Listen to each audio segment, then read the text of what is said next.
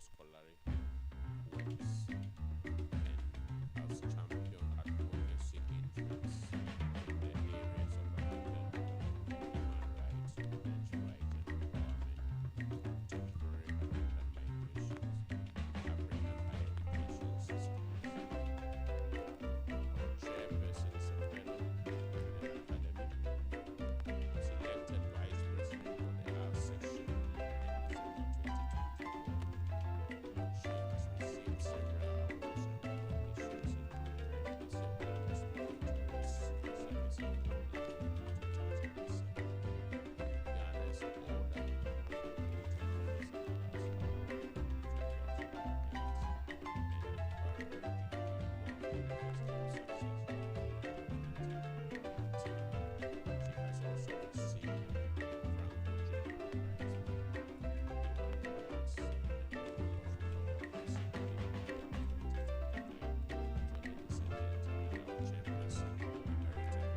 Human Rights, Prof. So ladies and gentlemen,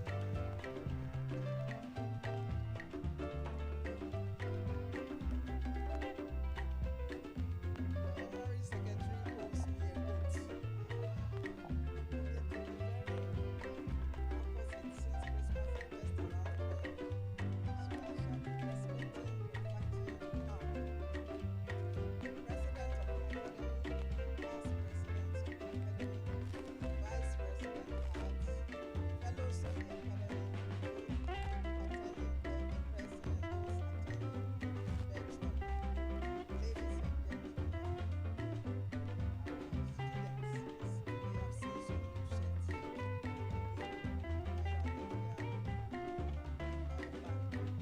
Media persons present. Good evening and welcome to Ghana Academy of Arts and Sciences to the beginning of our symposium on subject architecture of political transition. How do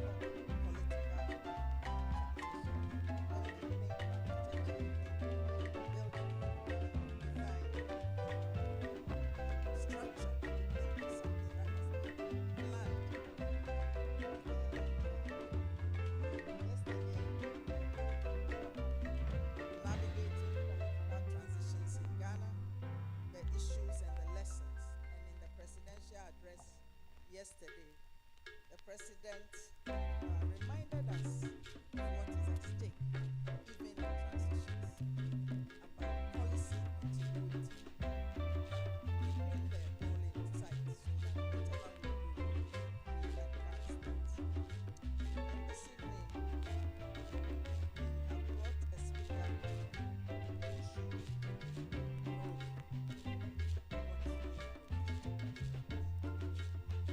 he is. An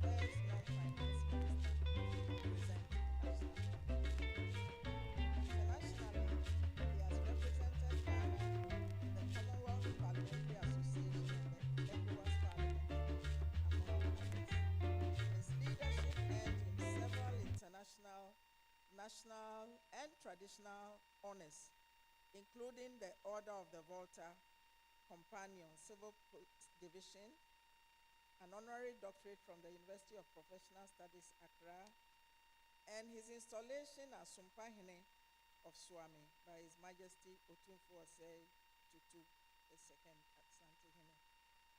He's known for his intellect, eloquence, and mastery of parliamentary procedure, and is admired by his peers as an astute legislator, a consummate debater, and is reputedly regarded by his colleague MPs as the legislator's legislator.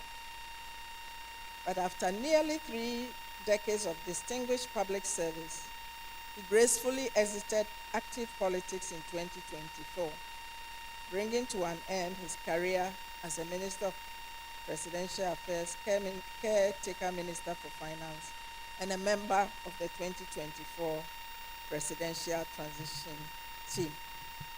So you will agree with me that when we invited him to speak on comparing practices from Ghana, presidential transitions, comparing practices from Ghana and other jurisdictions, that we picked a knowledgeable speaker, and we are excited and look forward to his lecture.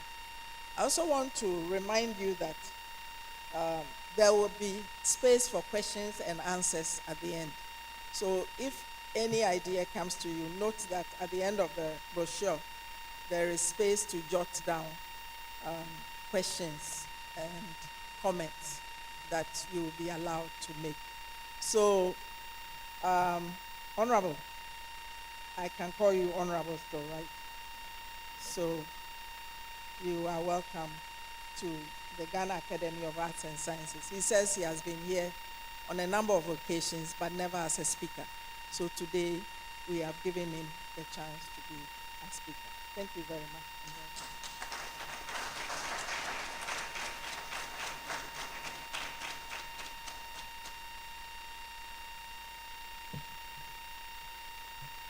Thank you very much, Professor Emerita, Chairperson. I've learned 2 things today. One being referred to as a Methuselah in Ghana's parliament, which really is better than being described as a Mugabe, who is not a Democrat by all standards. The second thing I've learned is the title Professor Emerita. I'm Chei, so it's a Kyei-Mensah of Chei. Emerita Professor is the female version of Professor Emeritus, I've learned. And I thought that the plural of Professor Emeritus is Emerita. But she tells me that Professor Emeritus comes with, the plural comes with AE, which makes it, is it?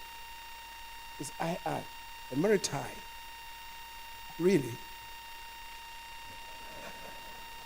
I thought it was going to be like amoeba and amoebi and so on, stadium and stadia and so on. But useful lessons. Madam Chair, the President of the Academy, Emeritus Professor Isabella Kwachi, past Presidents of the Academy, the Vice Presidents of the Academy, Fellows of the Academy, Excellencies, distinguished guests, students, ladies and gentlemen of the media. And I see a classmate of mine from St. Peter's Secondary School who is here. We used to call him Kwame. I wouldn't want to go into the other surname.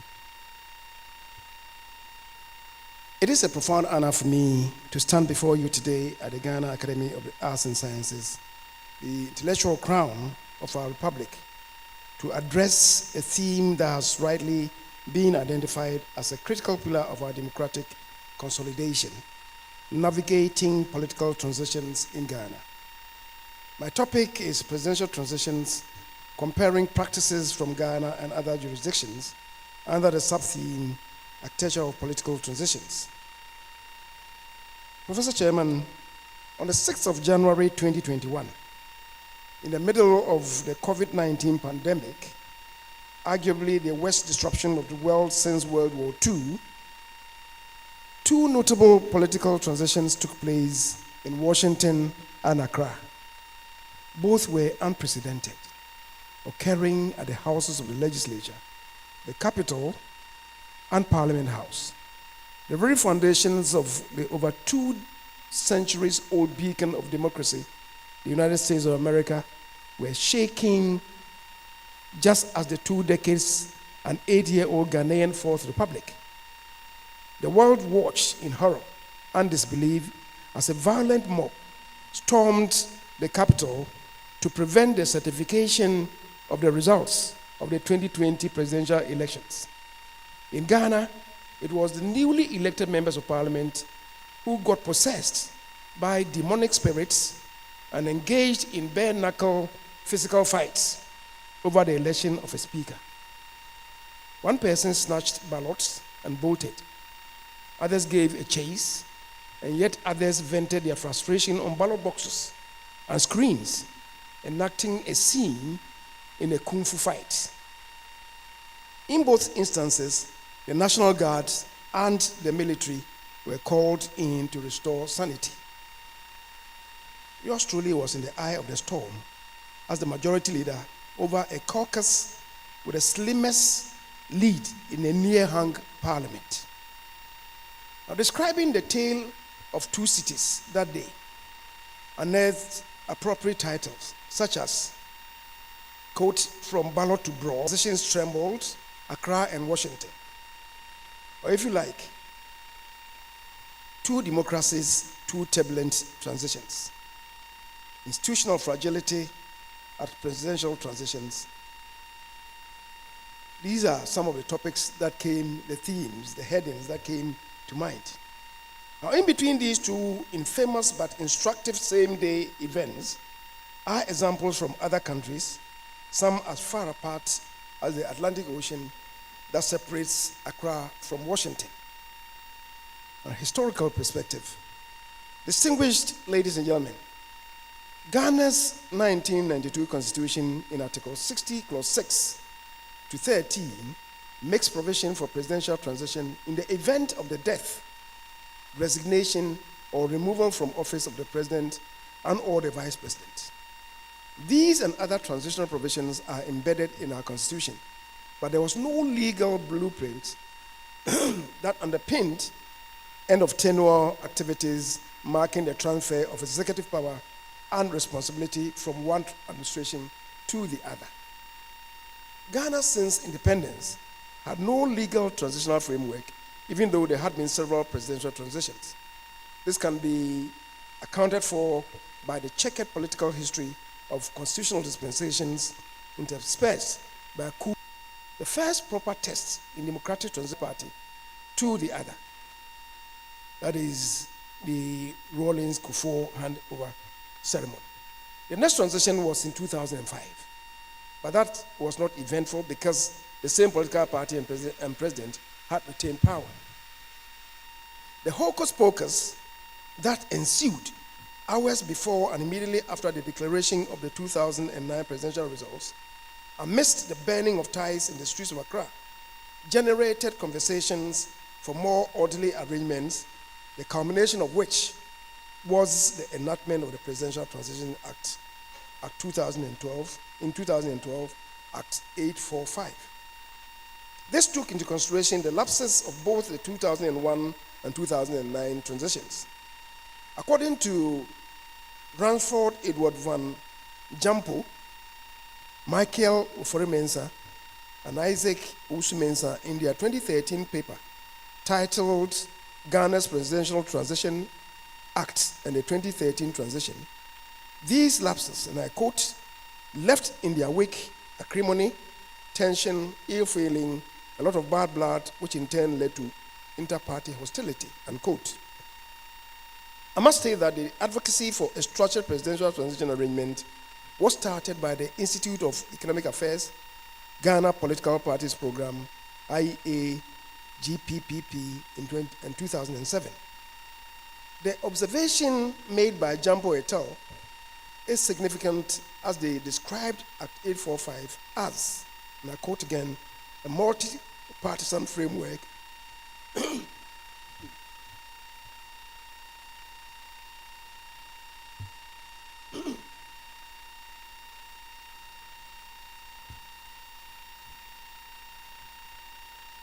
They described it as a multi-partisan framework and ground rules and regulations to govern and guide the transitions of the future.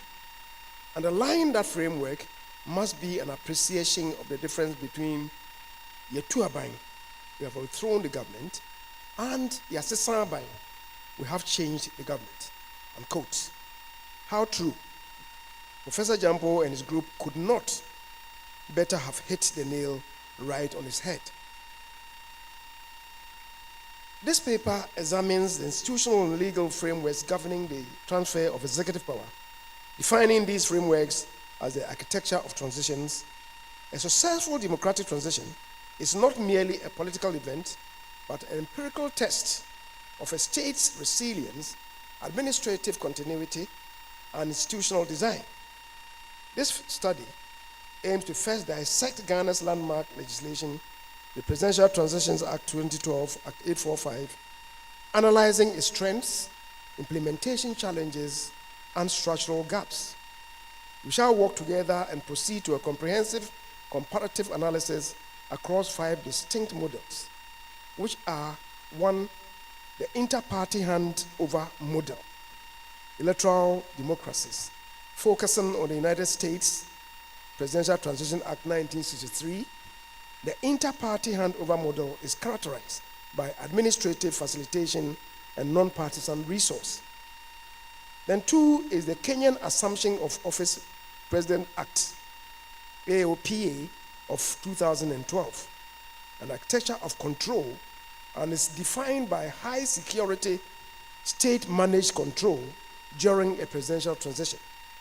And 3rd, the managed succession model, continuity states, analyzing South Africa, Westminster tradition, where the permanent civil service is the primary transition mechanism.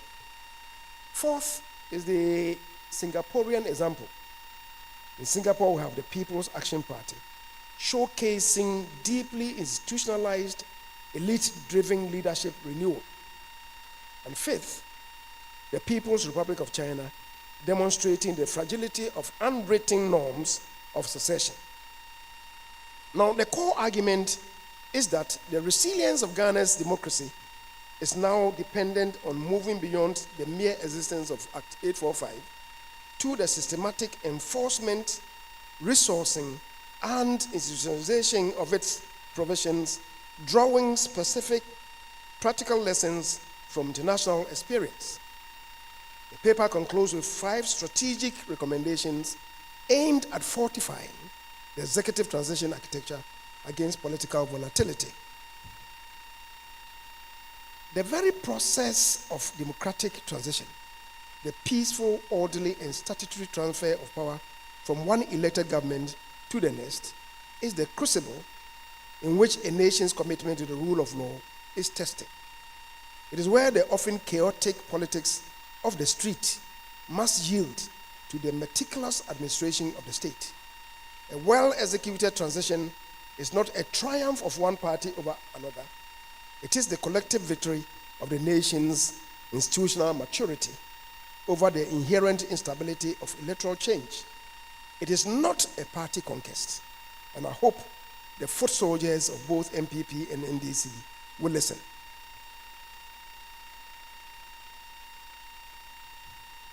Professor Chair, let me deal with the theoretical frame in the architecture of transitions. I presume the term architecture has been deliberately chosen by the organizers of this program. And architecture is not just about the aesthetic appeal, not the facade. It's more than a foundation. It is the entire blueprint, the load-bearing walls, the critical joints, the wiring, the plumbing, the integrity that ensures a structure stands firm against the storms. In governance, this architecture comprises the laws, the norms, the protocols, and the resourcing mechanisms that dictate how the incumbent executive hands the steering wheel of state to the incoming executive. From a governance perspective, the transition is a period where the state's capacity for continuity faces its ultimate challenge of trust.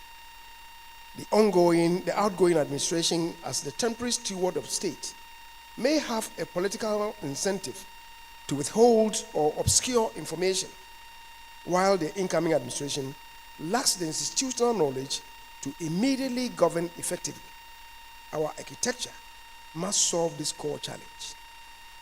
For analytical clarity, the transition architecture spans 4 distinct yet interconnected phases.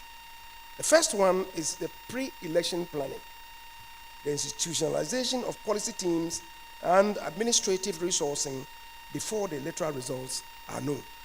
It doesn't happen here in Ghana, and we must pursue this. I will have the post-election triage, the immediate release of funds, sensitive information, and security briefings following the declaration. The third is the handover execution, the structured transfer of assets, records, and personnel, governed by statutory notes. And the fourth is the post-inauguration integration, the period where the new executive team assimilates the bureaucratic machinery, operationalizes the handover notes with support from the permanent civil service. Now, these 4 phases hinge on continuity mechanisms as follows. And perhaps we must deal with the types of continuity mechanisms. Continuity mechanisms are the institutional and legal arrangements that ensure the uninterrupted functioning of government during leadership transitions.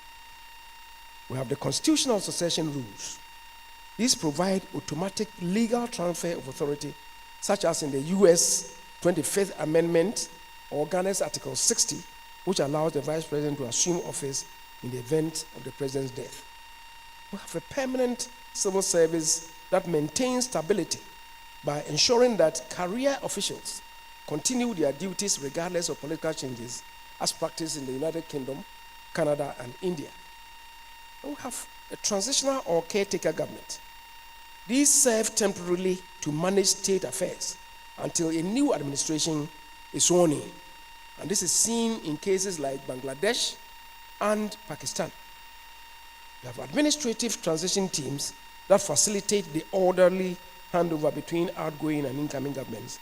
For instance, the Ghana Presidential Transition Team and the U.S. Agency Transition Councils. Then we must talk about budgetary and legal safeguards. These ensure that the state remains funded during transitions, such as the U.S. continuing resolutions. They use the continuing resolutions to do this.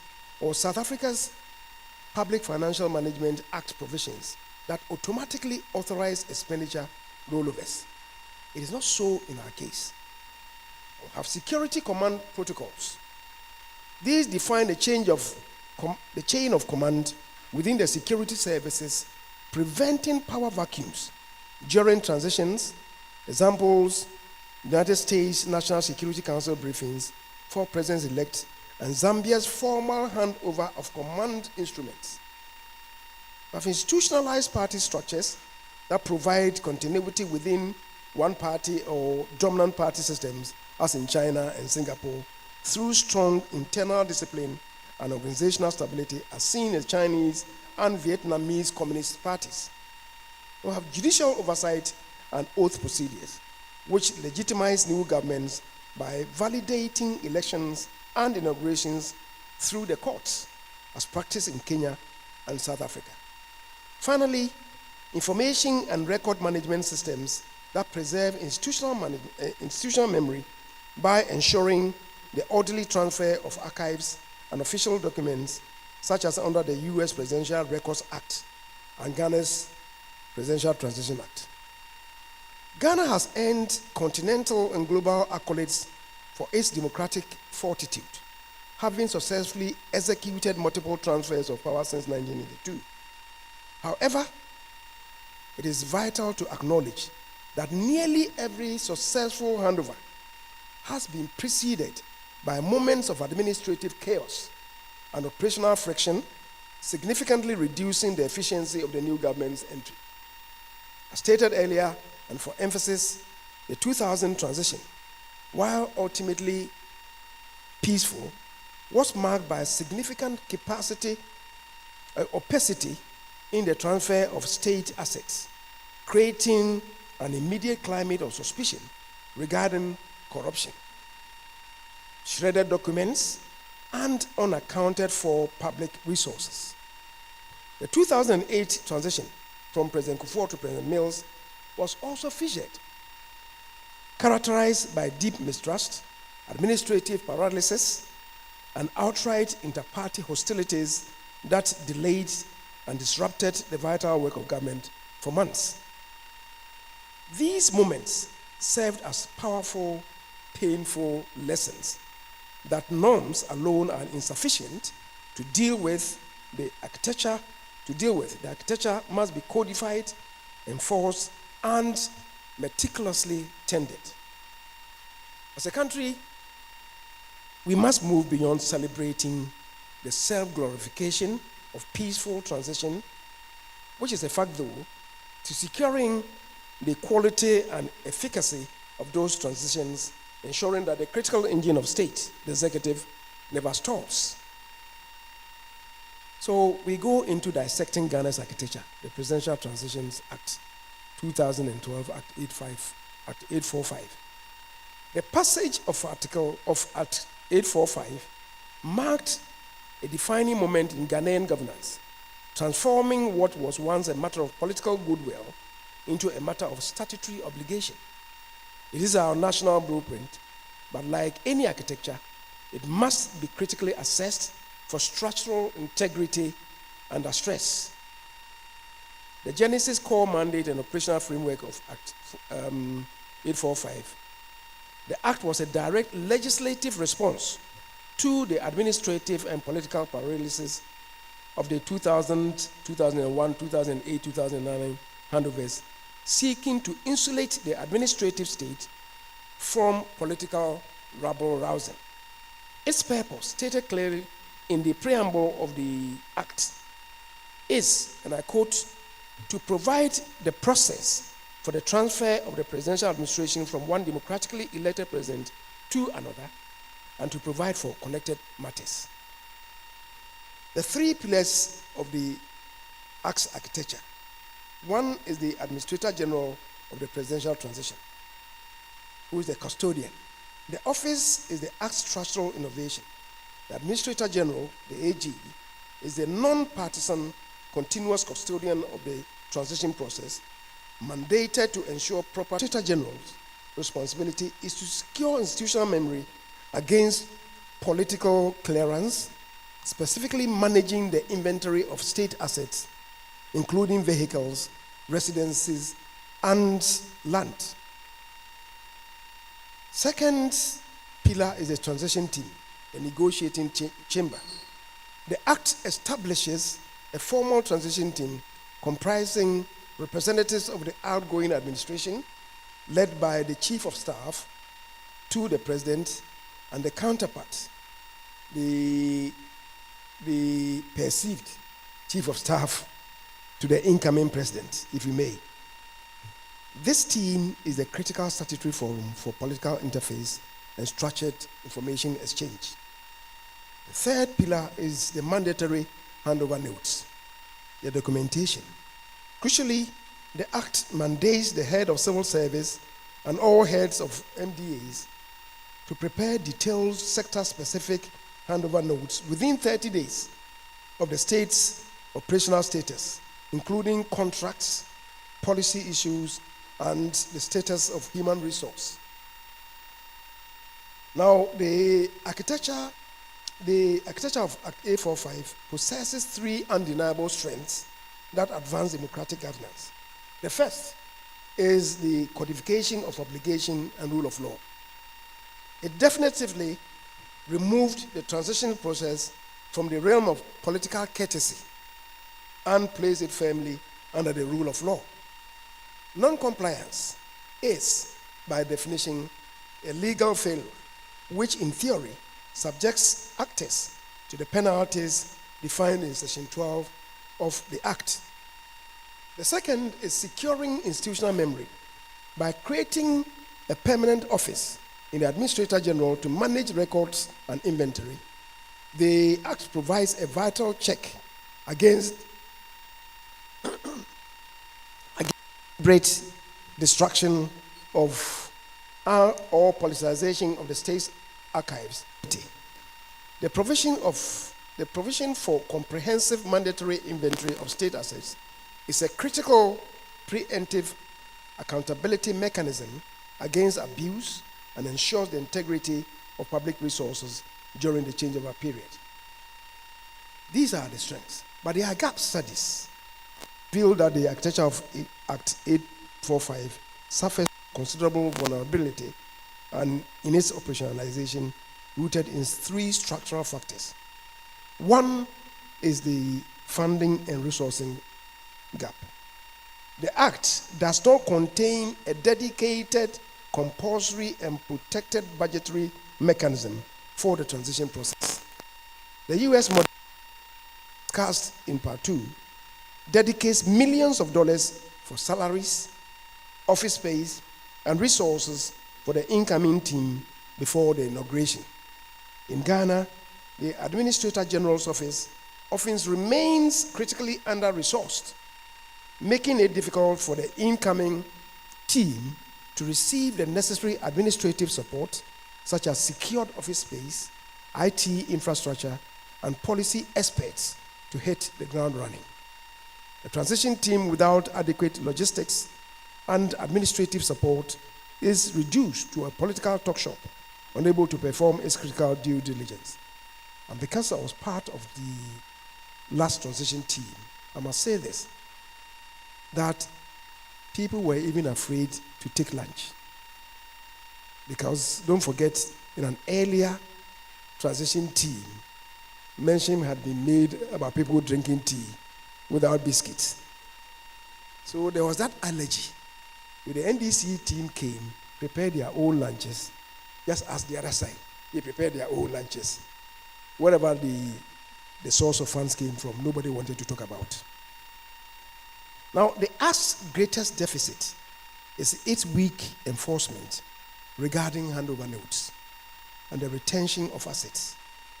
In the epochal transitions since 1996, the notes have been late, incomplete, or of poor quality, or simply unavailable. Furthermore, the mandatory requirements regarding the handing over of state assets, vehicles, housing have often been ignored or met with resistance by outgoing political appointees, sometimes leading to embarrassing public confrontations. The absence of immediate, visible, and consequential punitive action against non-compliant officials has effectively eroded the binding nature of the law, allowing hostile political norms to once again supersede legislative command. The penalties defined in Section 12 lack a dedicated enforcement mechanism for the Administrator General to act swiftly.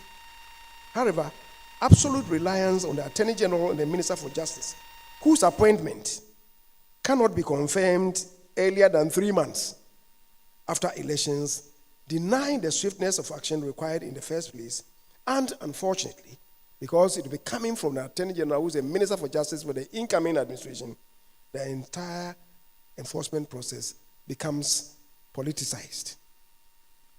The third matter is the time constraint. The period between the declaration of the presidential elections results and the inauguration on January 7th is extremely short, less than a month. This window is simply insufficient for the transition team to assemble in MDAs where the handover notes are delayed. The architecture, while legally sound, is functionally time-starved.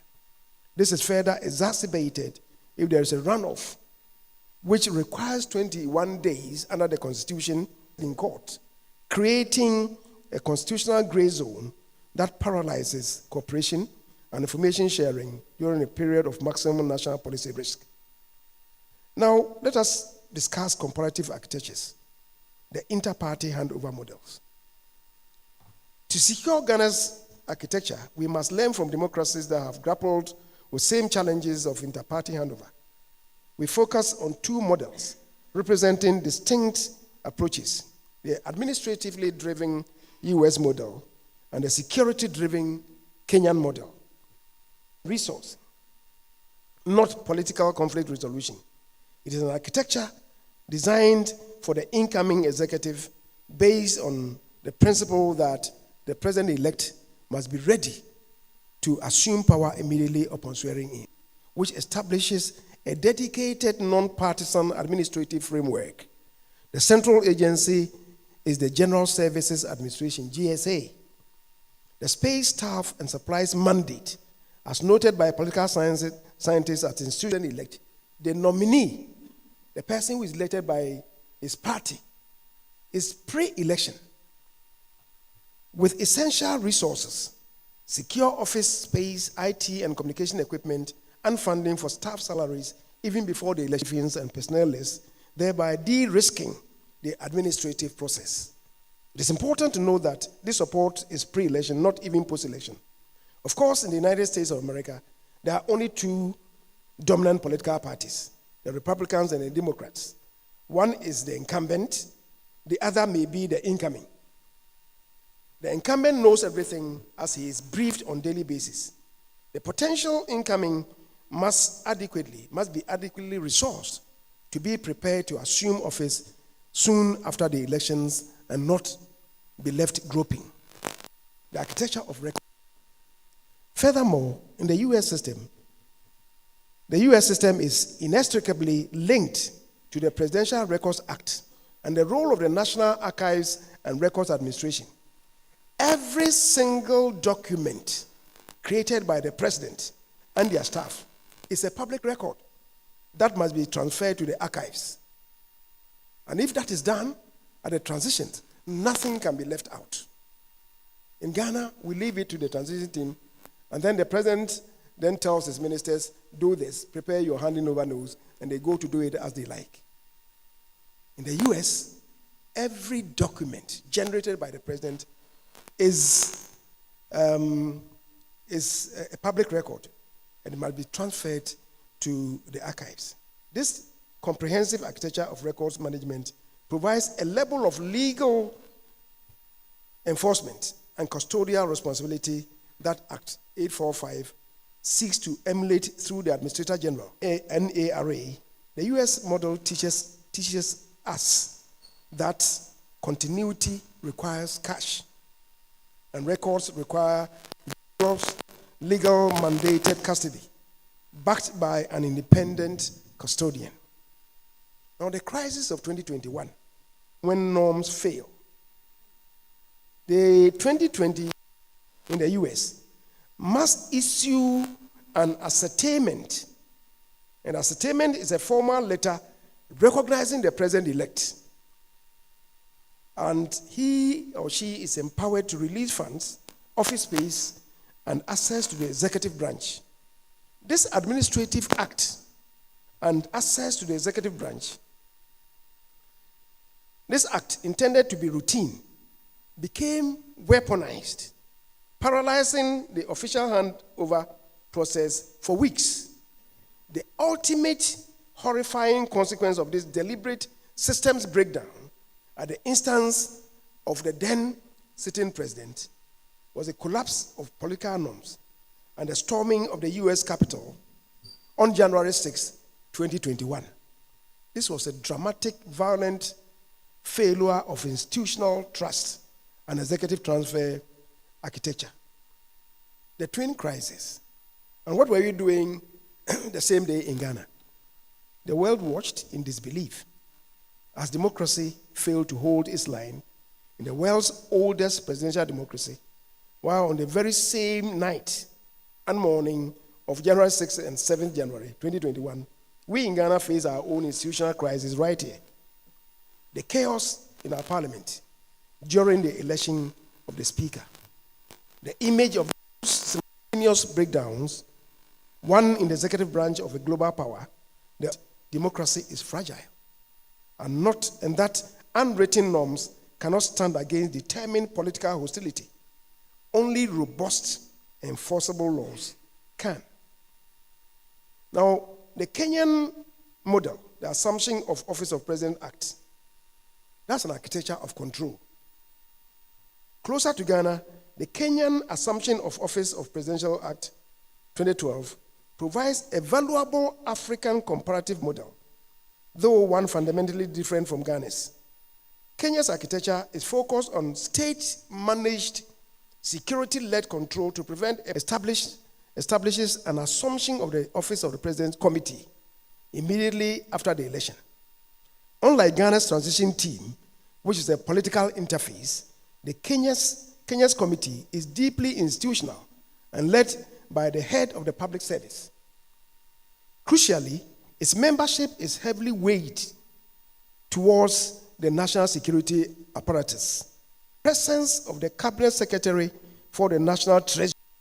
The committee's primary mandate is the arrangement of the formal, public, and highly secure inauguration ceremony. Its focus is on ensuring a visible, flawless, and indisputable transfer of power on the physical day, ensuring that there is no gap in the executive authority that might invite instability or contestation. The Act also explicitly obligates the outgoing president to cooperate and facilitate the committee's work. Now, the strength of the model lies in that is the Kenyan model, imperative. This highly centralized security-focused architecture provides a powerful legal counterweight to the places emphasis on the statutory role of the security apparatus in the transition process, not just for public order, but for the substantive matter of the security handover. It's a valuable lesson.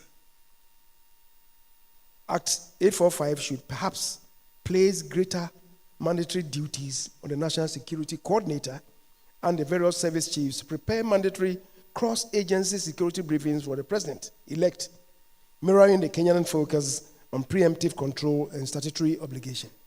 And it is so because, you see, in the Ghanaian example, the president's mandate expires midnight 6 January.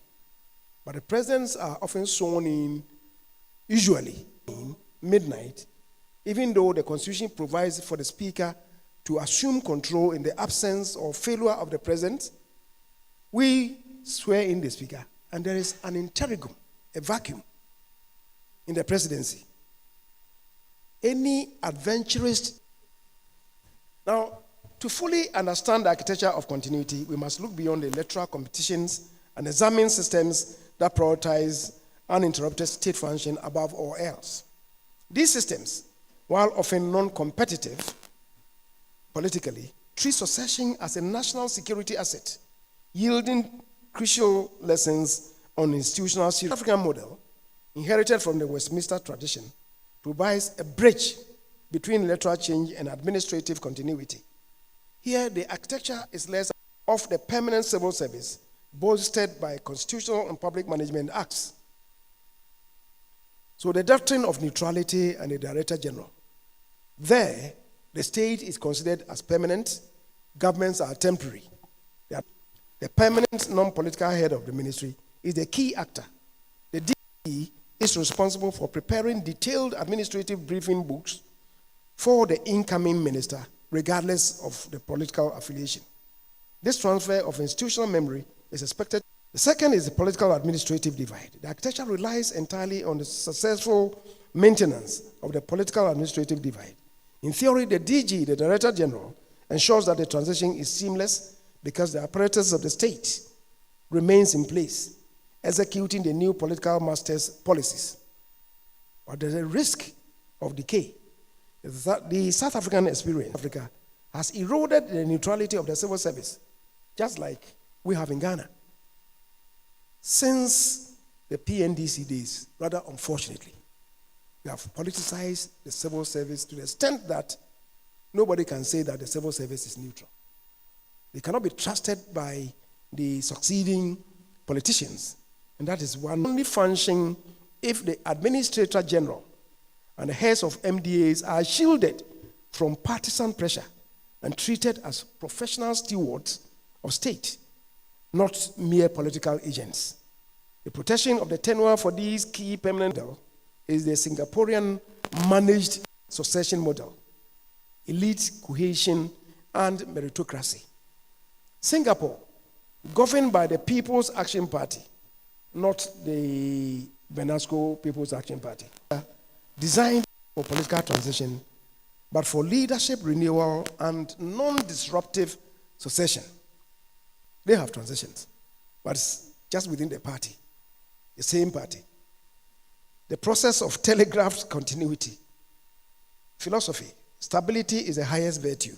So in Singapore, transition is not viewed as a crisis event, but as a predictable long-term strategic process reflecting a deep commitment to maintaining institutional efficiency. So they resort to early identification of their leaders, what they call the 4G or 5G leaders.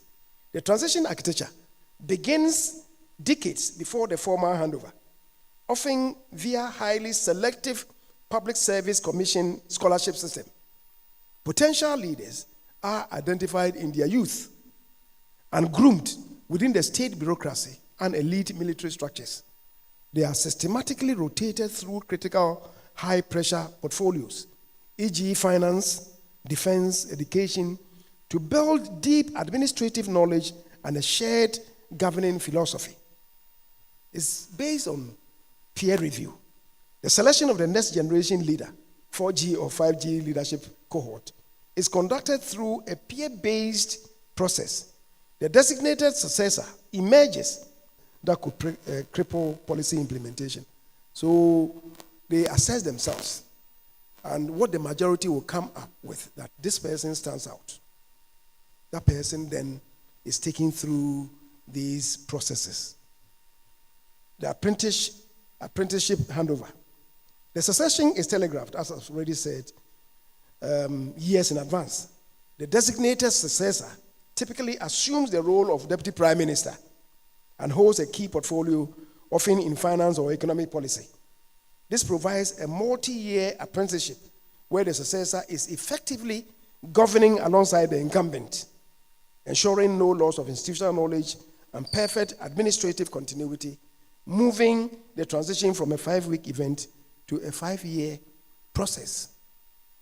A lesson for Ghana, that is institutional seriousness. While Singapore's political system is distinct from our multi-party democracy, the lesson in its institutional seriousness in our own institutional structures, ensuring that our security agencies, civil service, and key MDAs have their transition readiness plans embedded years in advance, independent of the electoral cycle. The fifth model is the Chinese institutionalized party succession. The architecture of the People's Republic of China, the CPC, specific backing, when those norms are not protected by broader constitutional checks and balances. Post-Chairman Mao, and for nearly 3 decades, CPC, the Chinese Communist Party, developed a remarkably institutionalized, though unwritten architecture of succession, determined to avoid chaotic, personality-driven struggles. This system provided predictability for the wealth. They had mandatory retirement ages. A crucial norm was established that Politburo Standing Committee members, the apex of their power, would retire at a specific age, typically between 68 and 70 years. In fact, it was determined to be 68, but depending on that's within the Politburo. This ensured regular, bloodless leadership renewal. State limits. The state constitution imposed a 2-term limit on the presidency. The 5-yearly party congress was used to elevate a designated successor to the Politburo Standing Committee, providing them with 5 years of high-level apprenticeship. Now, the entire predictable architecture, subsequent 2018 constitutional amendment at the instance of the current president to remove presidential term limits demonstrated the architecture's fundamental flaw, its brittleness. When the political will of the paramount leader changed, the entire architecture changed in China, which was not enforced by independent judiciary or a court dismantled.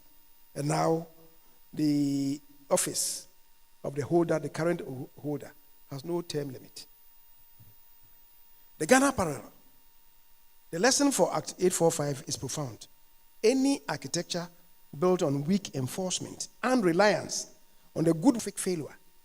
China's experience reminds us that Ghana must continually strengthen the legal command and enforcement teeth of Act 845, or it risks becoming merely a set of aspirational guidelines that collapse when the political will runs thin. Suggestion, even if remotely contrary to the clear imperatives of Article 66, Clause 2 of the Constitution, which provides, and I quote, "A person shall not be elected to hold office as President of Ghana for more than 2 terms."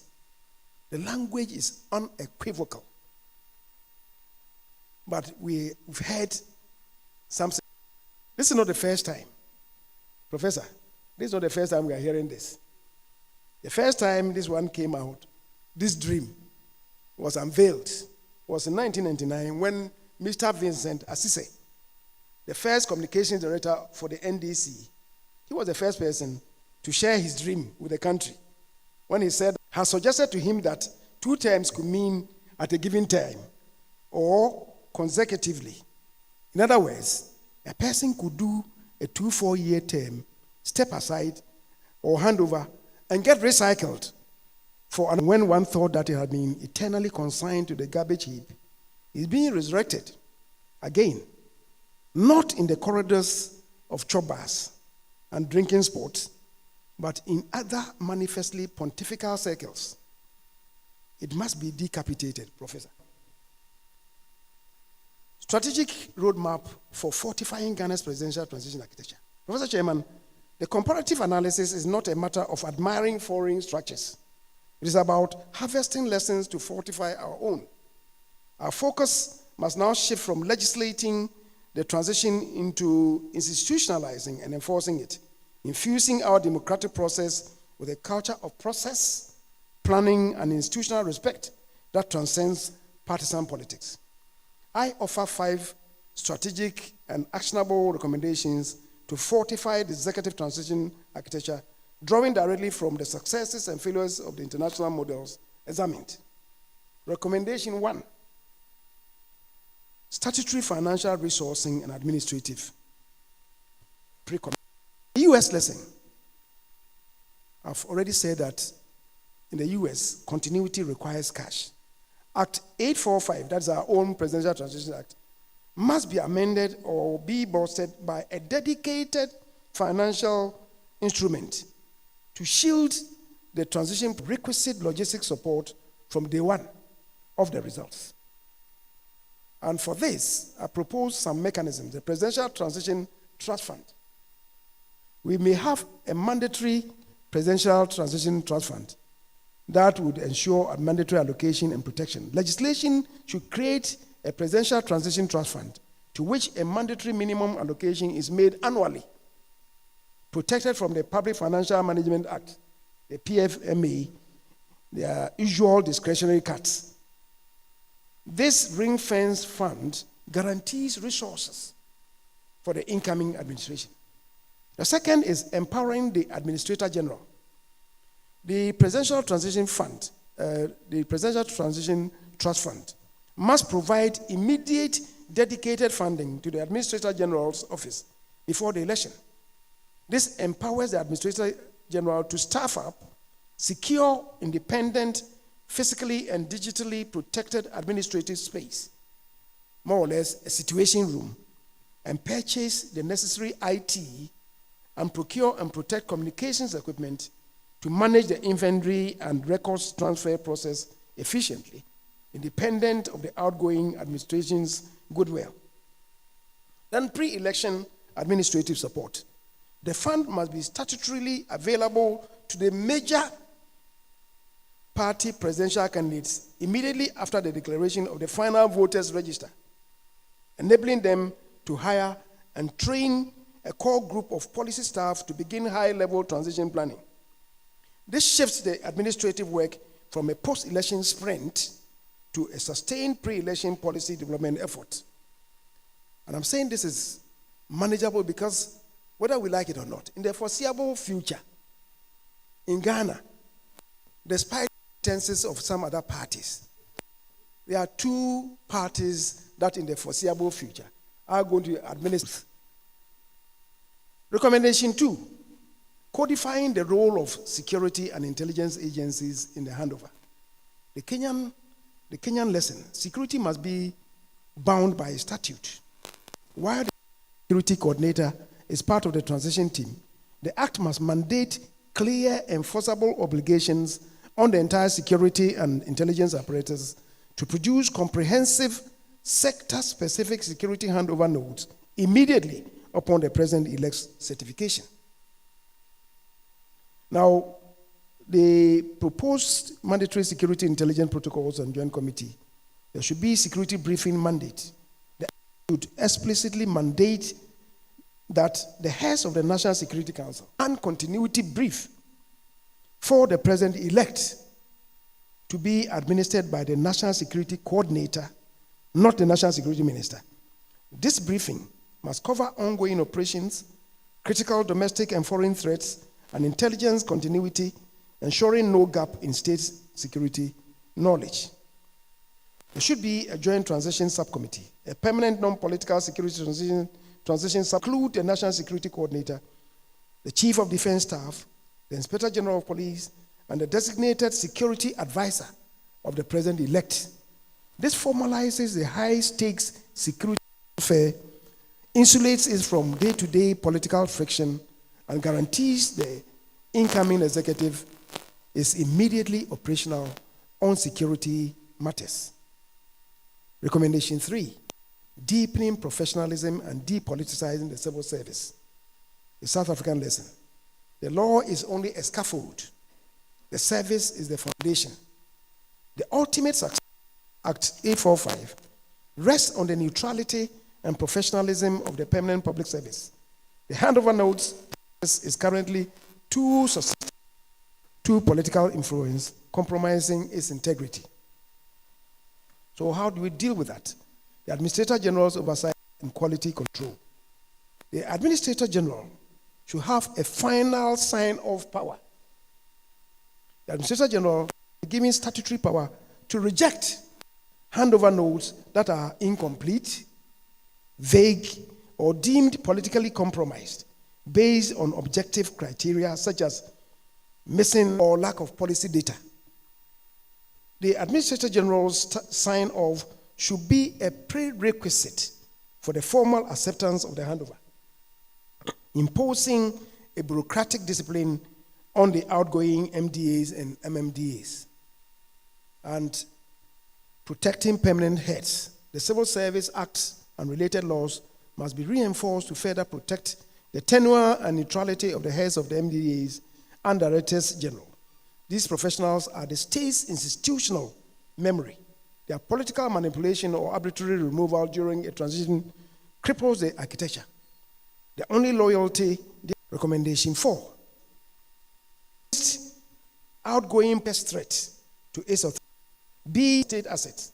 If as a meaningful financial, the administrator with the office, if as a meaningful financial, the administrator with the office of the special need to rely on itself. 8, to work time. 8, to work time. A sure bipartisan asset. Knowledge transfer should a sure bipartisan asset. Knowledge transfer shouldn't wait until the election results are declared, but should begin earlier to build Ghana is going to be between the coming president-elect. And here should be charged statutory the two major parties, transitional dialogue, joint security team. This bill when they are most needed. Thereby, recommendations are as follows around preparing the United States of America and its ministers, Administrator General, and foster compliance, United States of America and its ministers, Administrator General, and foster compliance on board compliance on board, and today has yielded the following and today has yielded the following the Kenyan is as in China, the Kenyan is as in China, with a view to in the institutional arrangements of the common date have resorted to where there is a runoff of the president. No elected as president office on January 7th. September 7th, earliest date, and in January 7th. September 7th, earliest date, and 112 coloration of his term. 112 coloration of his term is December 7th, on midnight 6th since 5th. Is December 7th, on midnight 6th since 5th January. The general elections, as provided under, and no one obtains the number of, a second election shall be held December 8th, and end of holds on 4, and of course the results the 8 days. Be amended. The letter by regulation set a date for the conduct of both the presidential and general elections. When December 7th falls on Sunday, Saturday, or Friday, it disenfranchises hold the elections on December 7th. By-elections, on the other hand, have always been conducted on Tuesdays. If amendment is effected to Article 112, Clause 4, which is a non-entrenched provision, to align with Article 63.2a, which is entrenched, a major barrier would be overcome, advantage of the weekend. In that case, if there should be a runoff in the presidential election, it will happen on the 4th week of October. And there cannot be any Olympic sprint event in what we have been doing. Ends on midnight 6th January. A new president is sworn in on January 7th with the vice president. And as I said, in between that date, it seems to me that after a presidential and parliamentary election, when the speaker is sworn in, and the speaker is sworn in midnight, before the swearing in the president in parliament and before parliament, the newly elected speaker shall have to be sworn in as a pro tem president, so that we have a president filling that space. The 11 hours, 12 hours, or whatever 14 hours period that may be required for the swearing in of the president. At no time should there be a vacuum in the presidency. This is for the avoidance of doubt. The third matter, as mentioned earlier, the language of Article 63 and 66. The president is the commander-in-chief of the Ghana Armed Forces. In the event of war, he, as the forces commander, approves the conduct of the war. However, Article 113, Clause 2 provides that at any time when Ghana is engaged in war, Parliament has the authority to extend the 4-year life of Parliament by 12 months at a time, except that the life of Parliament shall, in such instances, not be extended for a total of more than 4 additional years. So Parliament could, the Constitution is silent on the tenure of the President, the Commander-in-Chief of the Armed Forces, as such a period as described. The Constitution provides that when the Speaker assumes the role of President, and the President and the Vice President are both incapable or unable to assume their office, elections shall be held within 3 months after his assumption of office. Even in a war situation, the Constitution is obligating us, once the Speaker takes control of the presidency, to hold elections. But a war situation will not allow for 63 to be in alignment with Article 1132, so that in the case of Parliament could also extend the tenure of the President by 12 months to be consistent with the extension of the term of Parliament, to enable the President to continue in office at a time of war. Fourthly, a knot that needs to be untied is in respect of Parliament. Parliament on 2 occasions has called to witness the swearing in of our President-elect. It happened in the contest for speakership between Right Honorable Speaker Peter Lajete. The spirit of gangsterism took possession of the hawks in Parliament and lifted them from their seats to engage in all manner of activities which one hopes will be exorcised from the history of the evolution of Ghana's Parliament. That had to do with the election of a speaker between candidates Professor Michael Kyei and Honorable A.S.K. Bagwin. The entire country elects a president who, until he is sworn in January 7th, is not the president. And his election does not derogate from the incumbent, have a speaker elected post December 7th, that is after the elections. We could have a speaker elected by the parliamentarians elect. But that speaker will not be sworn in. That speaker will be sworn in, speaker is sworn in by the Chief Justice. So the same thing should happen. And I believe that by that we'll be able to curtail the many scenes in the acts of the playbook of infant gimmickry. Already we have had Kyei-Mensah parts 1 and 2. After a speaker is elected by the members of parliament, I think we've already spoken about that. The fifth point, let me add that Article 66, resignation or removal of the president, not the vice president. So if a vice president dies,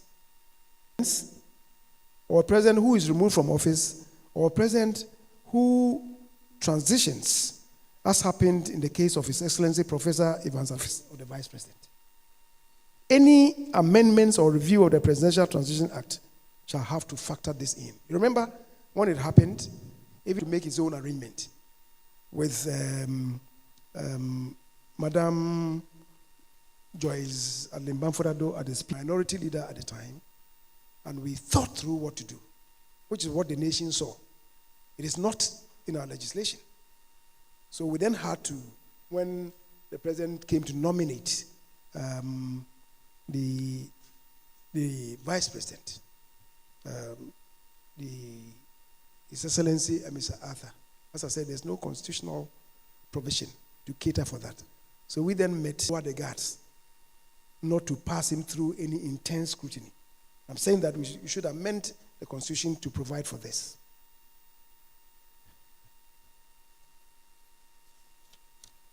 These are matters we must reflect on and resolve to improve, to deepen our democratic governance.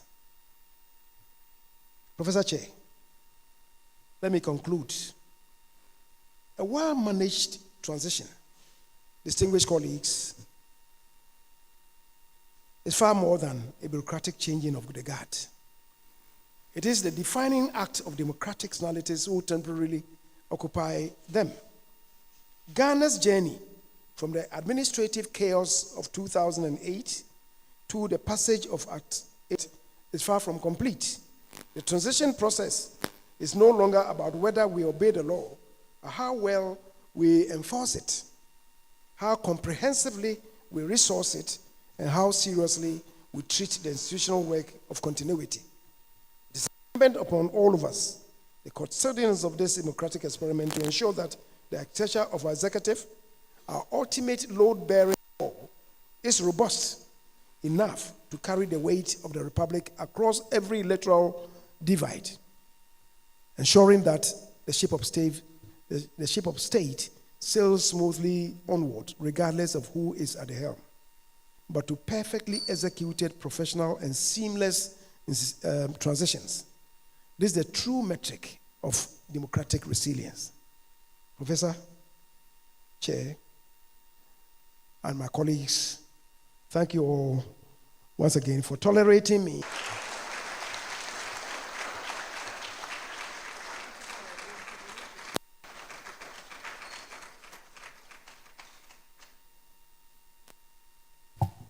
Everybody that you were an attempted architect, and I think you framed your lecture very much in those terms. You have talked about foundations and wiring and load bearing and all of that, and I can see that you want to embrace your first love. Please let us give him another round of applause. I see that sometimes there were problems with the sound, but the full recording will be available on YouTube, and I would really recommend that you listen to it more carefully at your leisure. A solid, comprehensive, a knowledgeable lecture. When you go back to this is not going to a political rally at Bukom or Manchagbona. So now it is the time for us to pose some questions. I know that the lecturer has teased us. He has deployed his extensive, not for nothing that I called him Methuselah. There are different kinds of M's, but I chose this M, And he has really shown that he knows the Constitution inside out. And he's also aware, cite chapter and verse, if you like, if you were born then or opposed, that the Academy lists some of this dialogue with some named constituents. But this time, this is the dialogue for us, and I invite him to you, and you can pose your question or comment. And I know that a few people have been provoked, and I'm expecting them. Okay, so the young man over there, yes. Or spirit-election talks affect peaceful handing over or peaceful transition? How does what? Pre-election talks. Pre-election talks affect peaceful handing over or peaceful transition of governments. Thank you. So we will take, yes. Okay, so we will take a number of questions before he addresses them. Yes, there's another fellow at the back. Yes.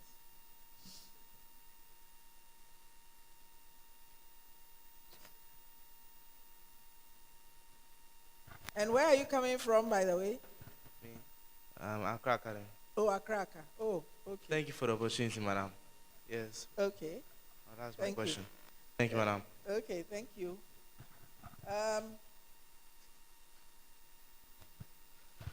If there are any questions online. Honorable, thanks for the very stimulating lecture. I learned a lot. The first question, you have been talking about depoliticization, but you know that we cannot depoliticize in this country. We have a duopoly already, and how do we get round that duopoly? My second question is, you talk about executive transition. Maybe we may also have to look at legislative transition, because there is no law backing legislative transition. Thanks. Thank you very much. Yes, Professor Kyei-Mensah. No, I know. You must have some questions. Give him the mic.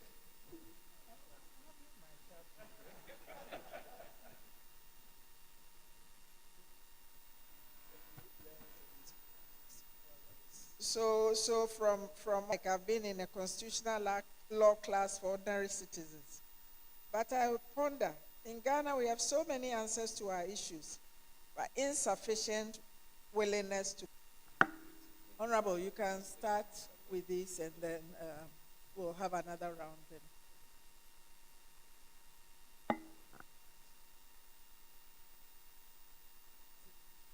Yes, please. The microphone. Or you can come. You can come here.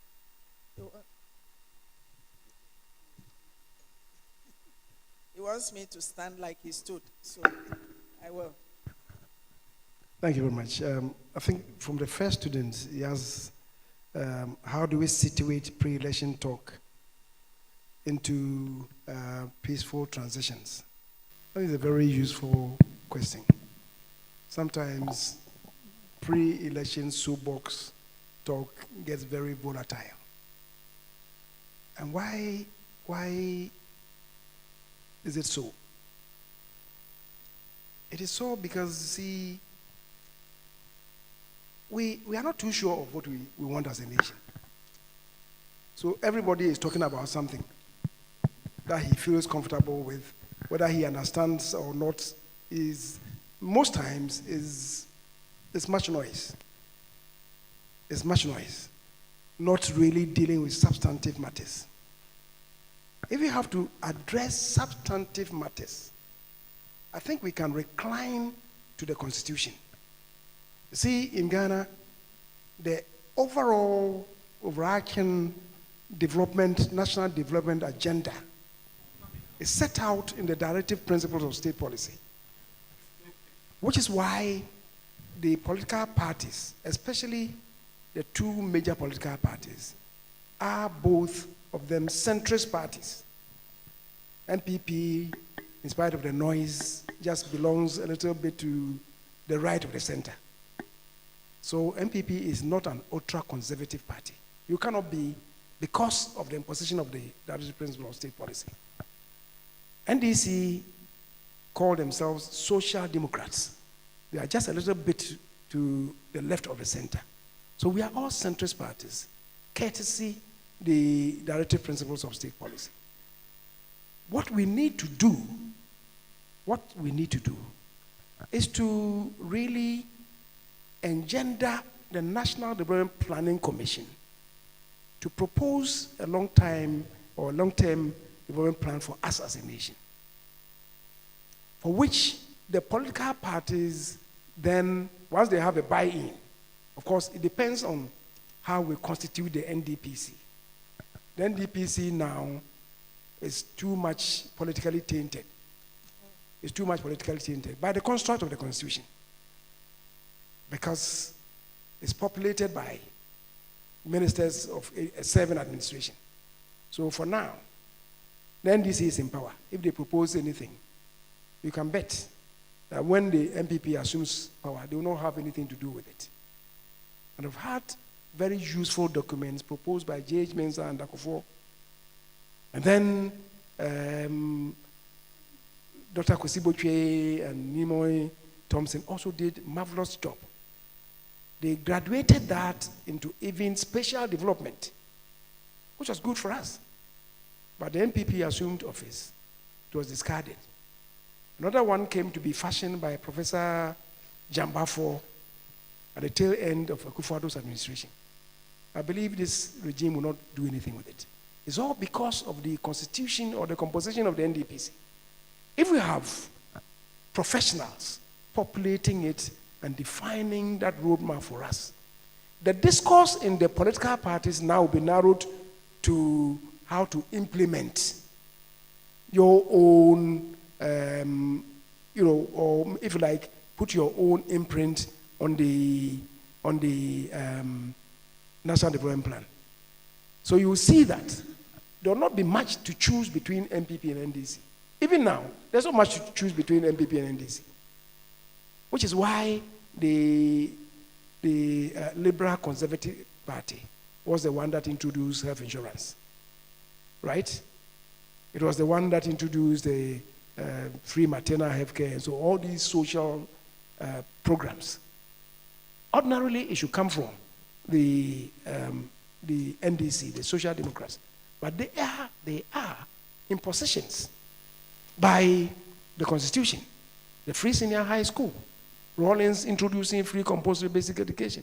So there's very little to choose between us. If you have the National Development Plan, discourse will not be so chaotic. It will not be so chaotic. So I believe that the first thing to do is to have a national understanding about how to populate the NDPC appropriately, getting a national development plan, and the political parties wielding their manifestos around that document. There'll be very little to choose between MPP and NDC. Because I said, and we may only vary or differ in the details of the application or the implementation of the National Development Plan. So once we get there, this course would really be managed. Until we get there, you cannot, propose any law to curtail freedom of speech. Until we get there, people will be making the noise that they've been making. But once you have that construct defined for us, it will considerably minimize the extraneous talk, often about bubble and not much substance. You asking, the next one asks, what is the most dangerous transition? This one is very subjective. I believe that I will not want to lead myself into temptation. I've related to them.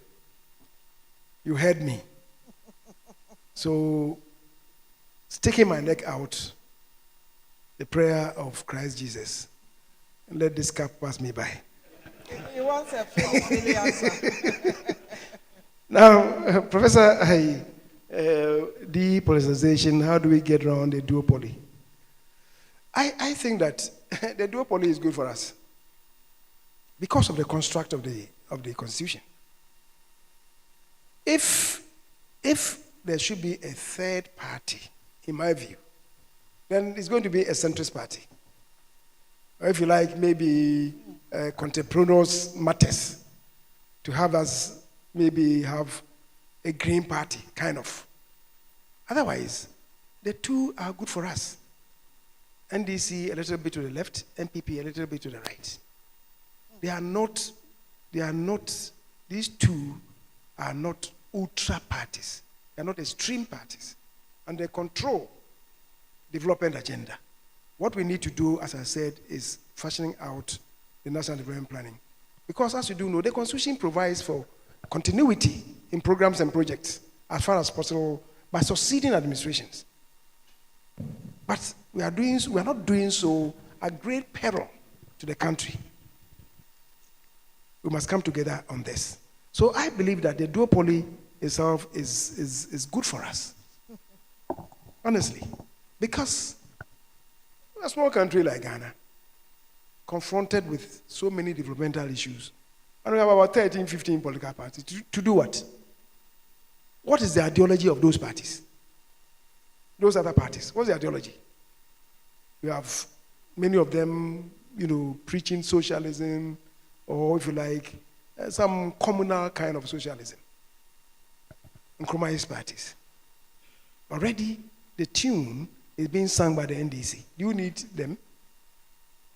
If you need them, perhaps maybe, as I said, maybe a real centrist party. If you like a third force, it should be a real centrist party. The NDC is sufficient for us as a left of the center party. MPP is good for us as a right of the center party. If you want a centrist party, we would have it. Otherwise, in my view, if you have too many parties, really they confuse the electorate. And instead of discussing issues, people then are talking about, leader we who of Manuh. It doesn't matter. It doesn't really matter. Instead of discussing the issues, discussing the vision of the party, discussing maybe the experience of the flag bearer, discussing the track record of the flag bearer, discussing the integrity of the flag bearer. We are not discussing that. I will tell you something. A cousin of mine, in 1992, he was so much rooting for Jerry Rawlings. So I went and sat down with him one evening. Bruh, I don't know. If he had one, I would root for Rawlings. I was going to say, Broniba Nhofe. Broniba Nhofe. So whatever he stands for, it doesn't matter to him. And we should really promote the NCC to be at the center. The NCC is often a very poor cousin of the Electoral Commission. They should be elevated to really do serious civic education, to let the people. Prof, maybe I've disappointed you. You're asking me, how do we get around the duopoly? I think that is good for us. If there should be a third party, fair. But to have 6, 7, 8, 9, 10 political parties doing what? Advocating what? They merely confuse the electorate. And people then decide not to even go and vote at all. And yet election is a very serious matter for all of us. You spoke about the legislative transition. I think I had already spoken to that. With respect to, what was the issue that you raised about the legislative transition? Parliamentary. I had already spoken to that. That the least we can do is to bring forward. I don't think that we really need a parliamentary transition bill. I don't think so. Otherwise, then you go to the judiciary as a third arm of government to also propose a transition act for the judiciary so that all three arms of government will have. No, I don't think so. What I think we could do by way of amendment to a Presidential Transition Act, of course, if it's Presidential Transition Act, then you are maybe putting the Parliament's issue under the carpet. So why not even call it Elections Transition Act, so that we include that aspect in respect to Parliament. And I said that what we need to do, the least we need to do, is should bring forward the election of the Speaker.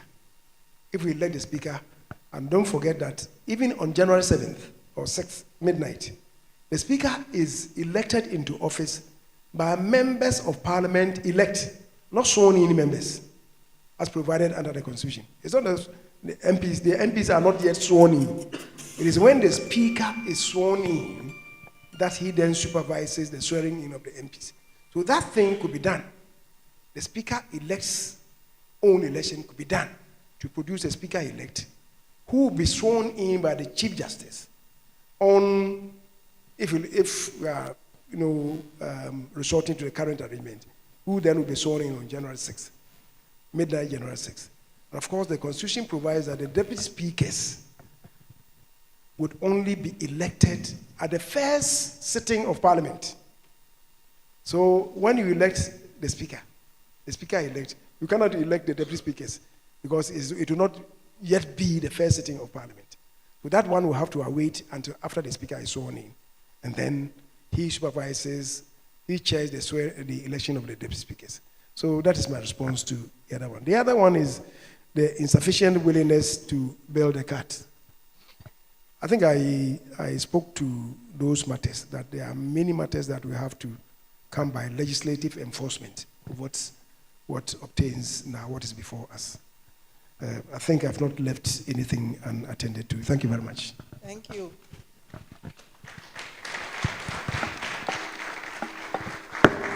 Are there any other questions or comments to the Speaker? Yes.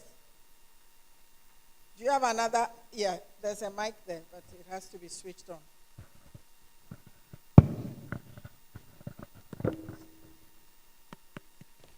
Is it on?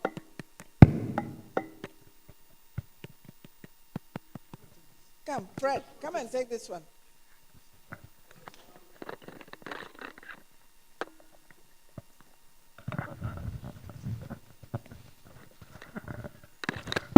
Hello, good evening, everyone. Good evening.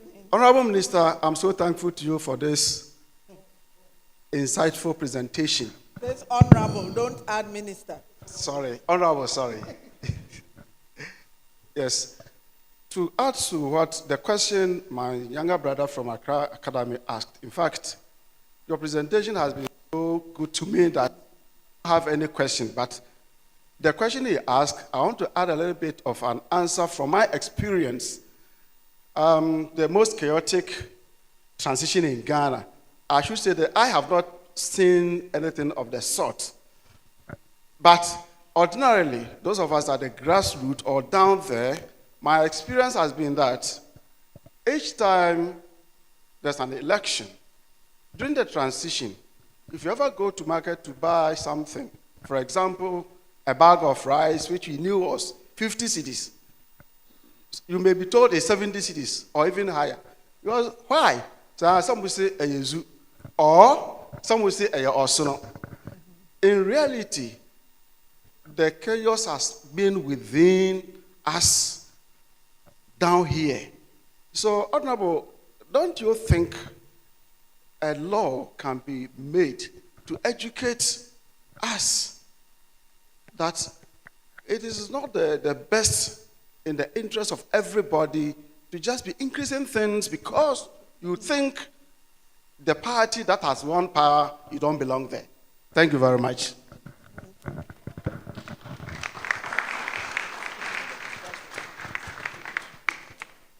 Okay, yes, over there. Thank you very much. My name is Sika from Radio University of Ghana. My question, I think Honorable Osei Kyei-Mensah-Bonsu was speaking about the election date of pushing it forward. I think maybe per your experience in Parliament as well, what do you think is preventing us from shifting that date? Why are we so accustomed to 7th December? Thank you. Okay. Any other? just wondering, with regards to the National Development Plan, what I'm wondering is whether there is an entrenched clause within the Constitution which really should have been mandating the various political parties to ensure that they go by that during their term. Or what I'm asking is whether or not there is a clause within the Constitution which the political parties should have been going by to ensure that they do not come in and do their own thing.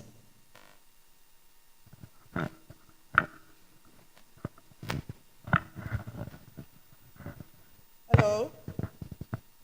This is your last chance. Going. Gone. Okay. Thank you very much. I think the first question with respect to keeping prices low, these shenanigans, well, the first few days may be acceptable, but I think that if the system is stable, certainly over a period, it will go back to normalcy. As to having a law to, keep prices low or stable, I'm afraid it cannot be done. We are not advocating for the reintroduction of price controls. That would be a different ball game altogether. Now, the second question this round too is what is preventing the shift from December 7th? I've told you that, of course, those of us who witnessed the election in 1992 would remember that in 1982, the presidential election held ahead of the parliamentary election. And I think it was when it held about 3 weeks before the parliamentary elections held. That was the first election into the Fourth Republic. Now, ensuing from the inter-party talks with the Electoral Commission, it was agreed that the two should hold together.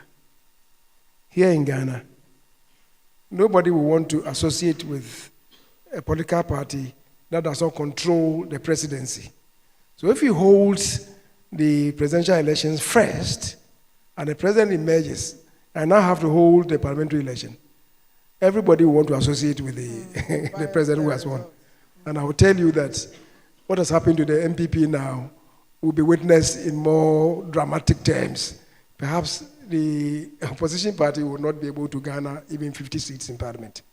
Which is why we agreed as a country to hold the two elections together, so that the results of the presidential elections does not cast its shadow on the parliamentary elections. That's why we have this arrangement. And as I told you, for the presidential elections, the Constitution provides that it can hold not earlier than 4 months before the present term ends, which is, the earliest date is 7th September. And it provides that it should not also hold not later than 1 month before the expiry of the present term. So the last date is 7th December. For the parliamentary, the Constitution provides that the earliest date is not earlier than 1 month before the expiry of their term. Well, it didn't use 1 month. It says 30 days. The Constitution says 30 days before the expiry of their term. Even there's a riddle. There's a riddle. Let me say that.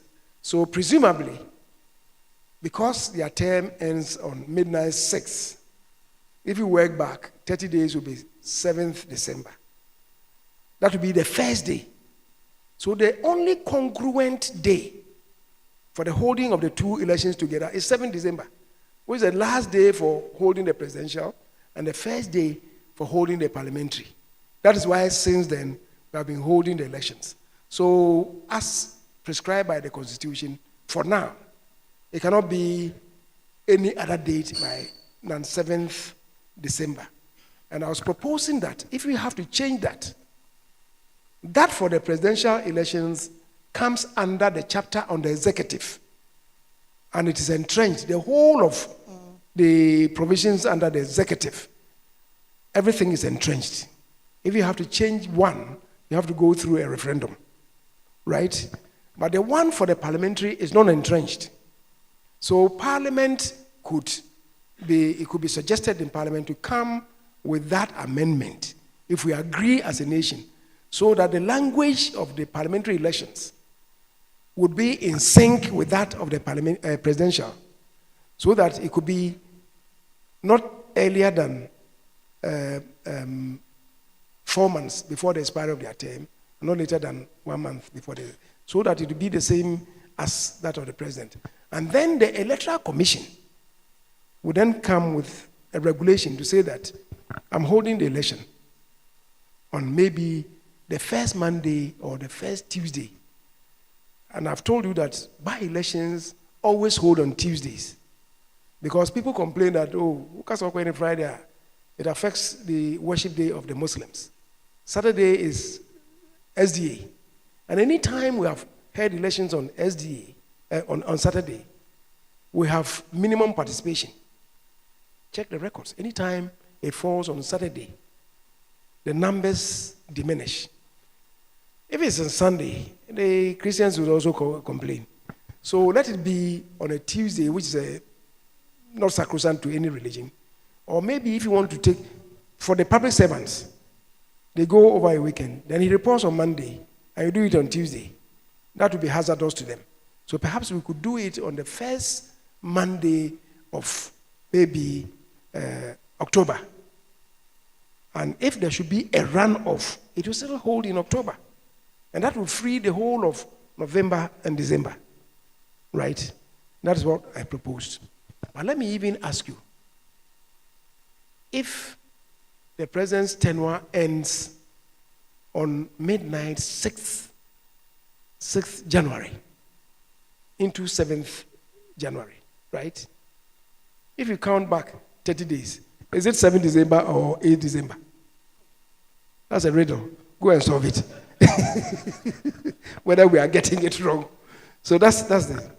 I think the other one, the last one, has to do with the NDPC. The NDPC, the functionality and the composition is not entrenched.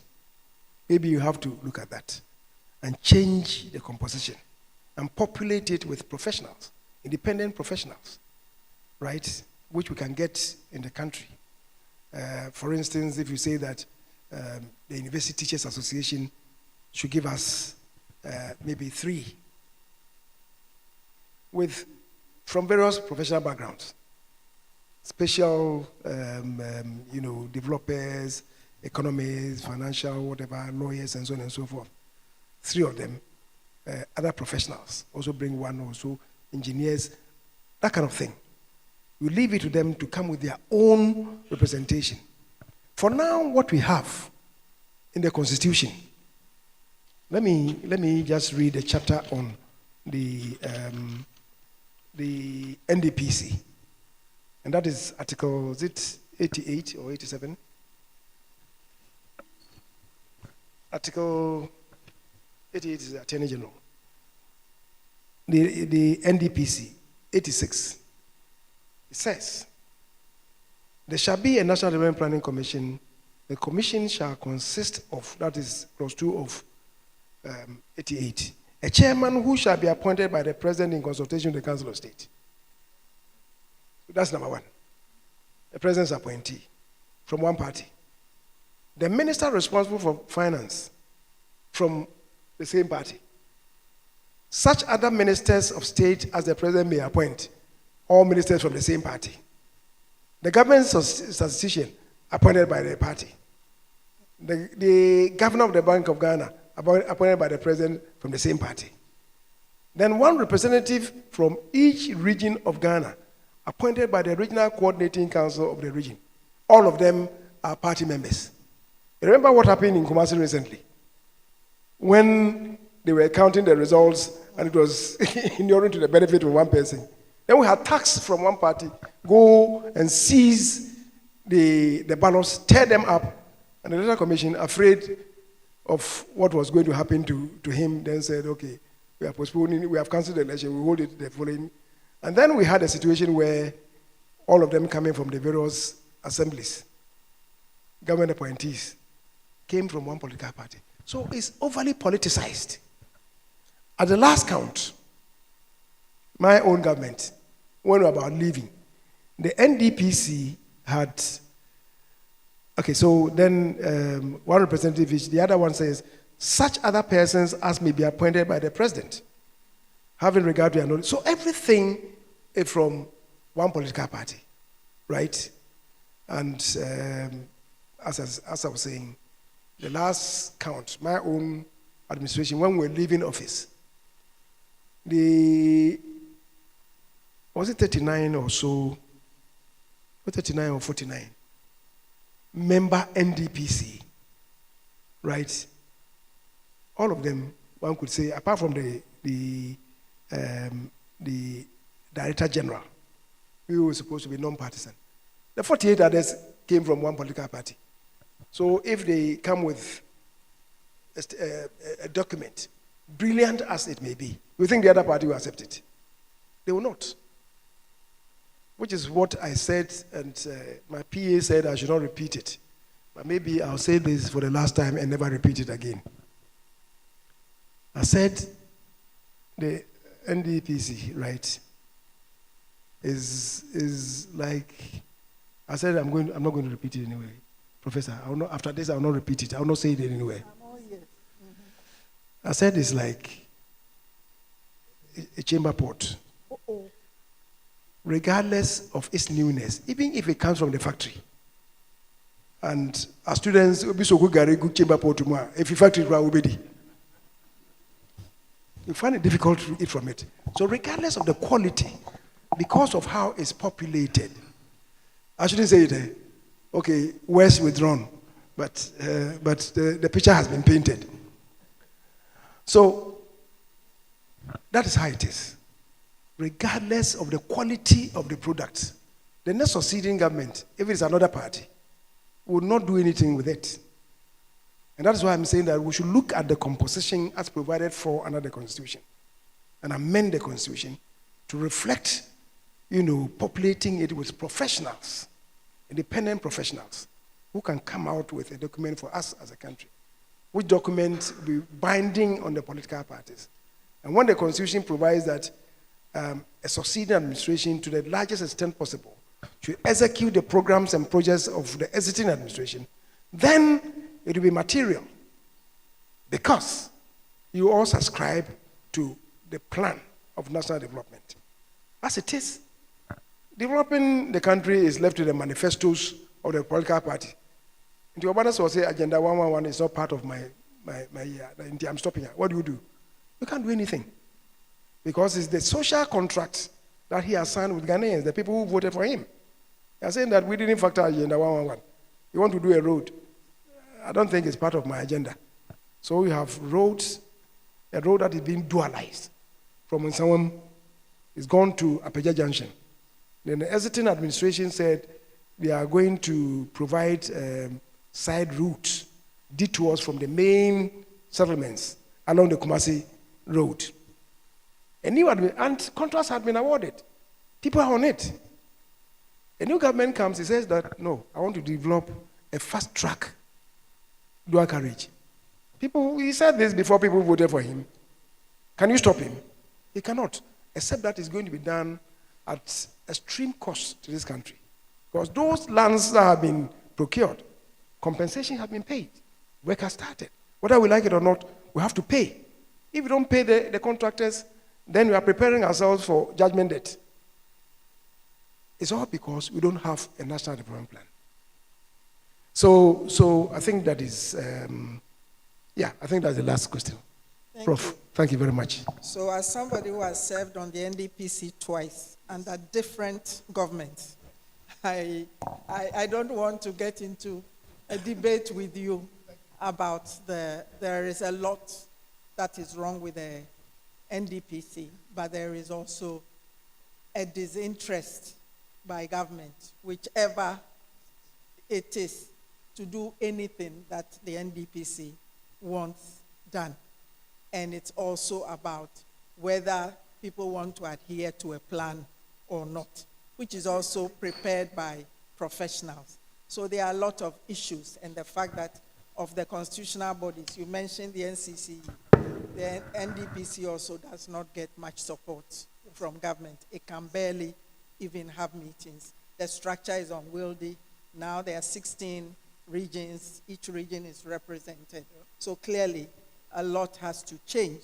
And I think that one of the interesting things about this topic is that we are discussing this in the midst of a constitutional review committee process, which obviously will come with changes. Last week, I was at a citizens platform on the constitutional reforms. And I also learned a lot of things like I've learned today about the processes that are required to change anything and why the last Constitutional Review Commission, the recommendations could not really be sustained. So it is a lot. Whatever gets, the recommendations that get made, even with the best will, there's a very short window within which any changes can be done before the political cycle sets in and the president or, everybody is focused on the next election and things will just go on as usual. But I want to thank the speaker once again for sharing his knowledge with us. We can see that even though he's retired, he has many avenues to ply his trade, and I think that beyond the centers in different universities, he is going to be an asset to a lot of people. But as I listened to him, the phrase, even though I am not a monarchist, the phrase, "the king is dead, long live the king," came to my mind, that we must regard these transitions as really an exercise in continuity. Even as one administration is dying, another is coming. And I think that he has stressed the fact of continuities and who the loyalties must be, that the institutions, the loyalties must be to the institutions of state and not to the persons who occupy them. If we can think about our transitions in that way and about strengthening, and he's also told us that we should regard it not as an event, but as a process. And he's given us many examples from other jurisdictions. The Singaporean one, which has a 30 or a 50-year time span, where people are selected and groomed, and so the loyalty is to the system, not to particular people. He's also told us about the state, the securitized model in Kenya, the South African, the Westminster model that South Africa implements, and then the Chinese model, as well as the US. It was instructive learning.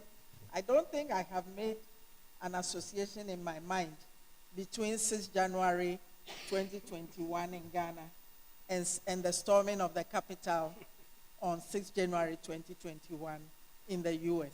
But it also tells you that even the best imagined systems can count on our Ghanaian architecture.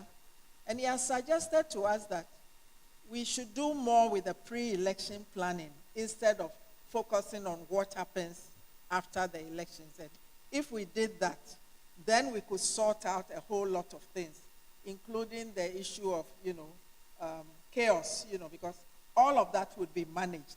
We know that a lot of the chaos is not necessarily caused by those who have been elected, but the foot soldiers and, the party apparatchiks. So the dialogues will also ensure that the general secretaries also know what to say to their their foot or head soldiers or whatever they are, and allow all of us to have some peace. That might also filter down to the markets about what has happened and whether prices should go up or not. Then there is the whole issue of when exactly we conduct our elections. And obviously, it is not just in the power of Parliament to change the dates.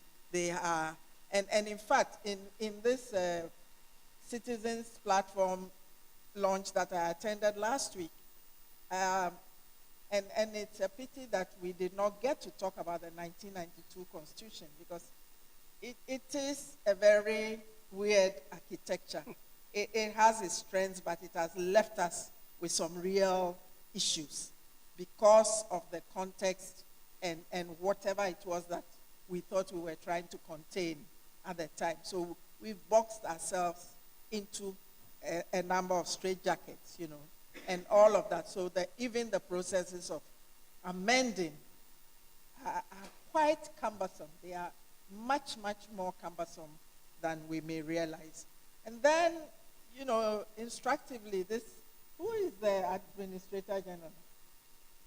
It's this lady. But whatever it is, you really have told us about this office and how the office needs to be strengthened, needs to have real teeth, and it goes to Professor Ayi's question about how you depoliticize the whole civil service, because in those other administrations, you get these systems working.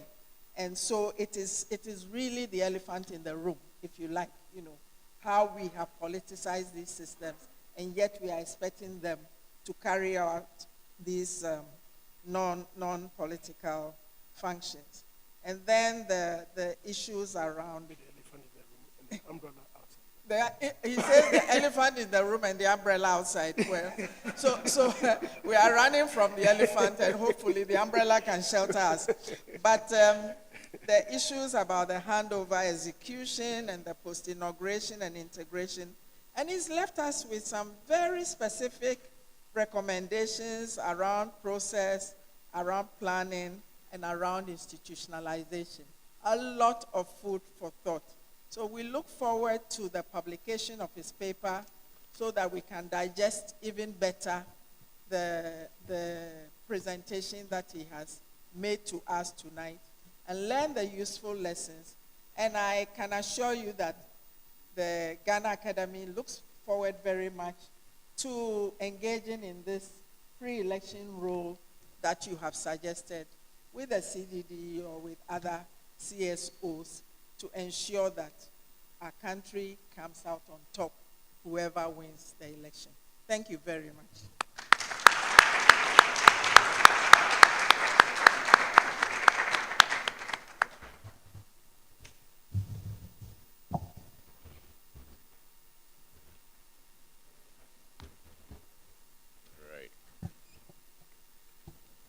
Thank you so much, Emerita Professor Takyiwaa Manuh. I omitted the ISA this time. We are almost at the end of the program. Thanks for this wonderful summary of a truly insightful lecture. We wish to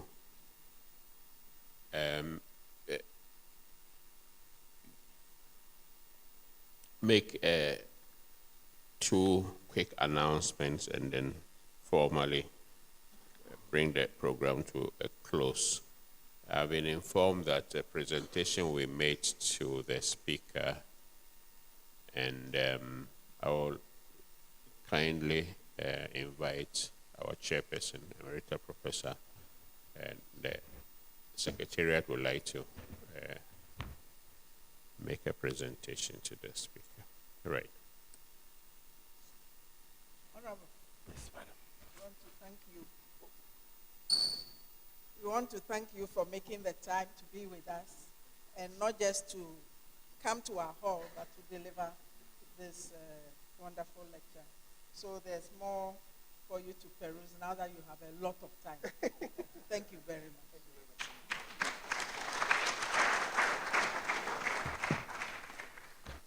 We wish to acknowledge the sponsorship for the Founders Day, Founders Week program has been graciously supported by our own Her Excellency Professor Nana Jean Opokwa Jiman, the Vice President, who is also a fellow of this academy. Already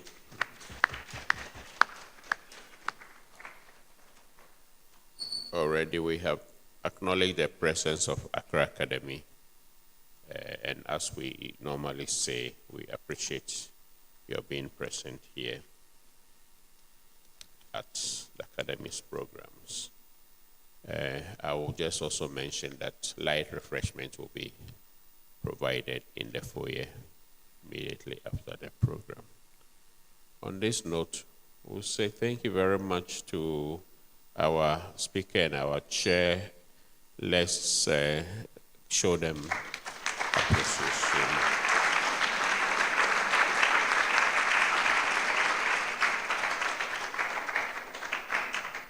And we also heard that the control prices on Wache are not implementable. So I think I remember the days of control price too, Your Excellency. All right. I will respectfully ask that we be upstanding as the speaker. Thank you very much. I wish you all a good night.